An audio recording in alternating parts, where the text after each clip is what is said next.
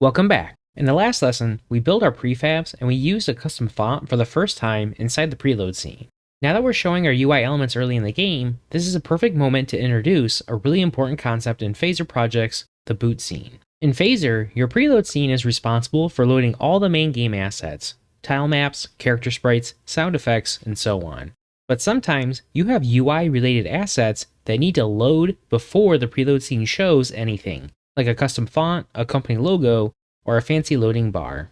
If an asset is used inside our preload scene itself, like our custom font, then that asset must load before our preload scene runs. And that's exactly what our boot scene is for. As an example, we're currently using our custom font in our preload scene for our loading text. Since we're not loading this font until we get to our preload scene, when we go to render out our text, Phaser hasn't loaded in the asset we needed, and so we get this funky text like this. To fix this, we just need to load that asset earlier in our game lifecycle. And that's exactly where our boot scene comes in. So add in our boot scene, let's go into our scenes folder, we'll do right click, let's do new scene. We're just gonna call our scene boot. Let's save. Now for our boot scene, we're not gonna render anything out to our game. All we're gonna do is load in our one asset that we need for our preload scene. So for us to be able to load in our asset, we're gonna add a new asset pack to our project.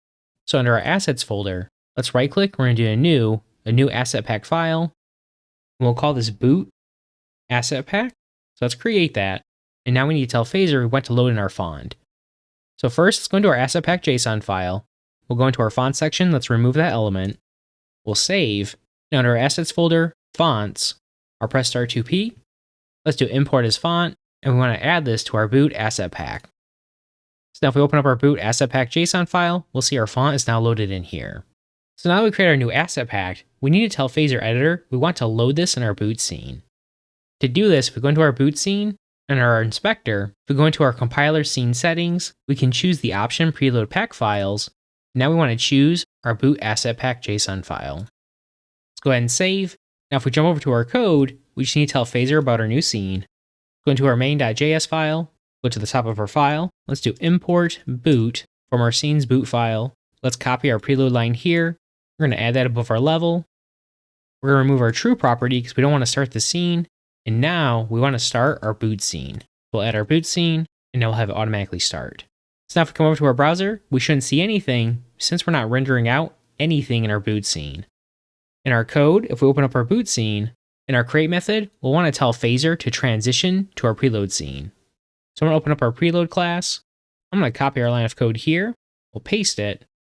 Instead of going to our title scene, we want to go to preload. Now if we come back to our browser, we'll see our preload scene is visible. We'll see our loading text is now using our custom font. Perfect. So to come back to our boot scene real quick, in Phaser editor, when we tell our editor we want to load our asset pack, Phaser editor is going to generate our code for our preload method and then load our asset pack for us automatically. So now we've verified everything's working. I'm going to come back to our preload scene. I'm going to uncomment our line of code here. So we'll go back to our title scene. So now if we come back to our browser, once our game loads, we should see our title screen and we'll see our custom font is still working in our other Phaser scenes. Let's quickly talk about best practices. Our boot scene should stay tiny. We only want to load assets that are needed before our preload scene displays anything.